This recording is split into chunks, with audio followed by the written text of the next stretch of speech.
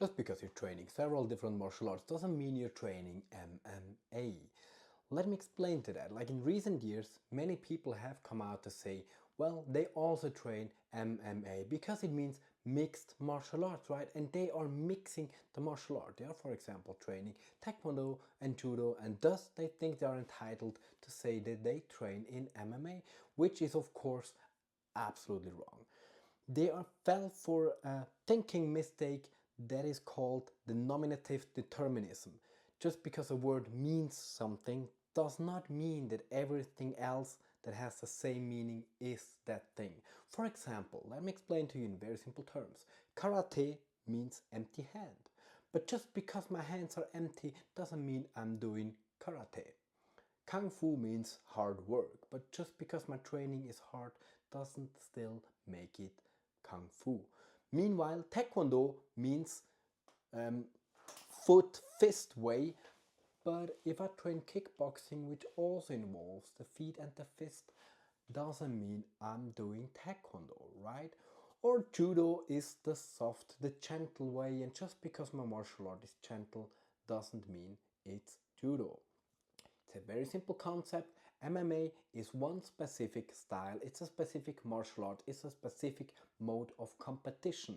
And since many years, it has evolved into an own style of martial art, which also is being doubted by many. They say, no, mixed martial arts, it's just mixing the martial arts, which doesn't make any sense. And they say it's just a rule set, you can do anything, but that is also true for many other martial arts. There are several different ways of how to encompass how to define a martial art, and while the traditional martial arts are defined by a set curriculum that is defined by a master who has just said, look, this is Judo, or this is Taekwondo, or this is classical Kyokushinkai karate, and there you have a set of technique that is done, that is closed, and you have to do the techniques and the kata, for example, in a specific way because the master said so. But other modern martial arts, we call this, they are defined by an umbrella, by a frame in which you execute the techniques, much like Bruce Lee has dreamed about Jeet Kune Do, where it shall not be one specific Jeet Kune Do, like this is the way or that is the way, but it's a collection of concepts. And in many martial arts, like in boxing, there is no set way on how do you do a jab. Boxing has rules, and it's a way of how to express yourself under those rules.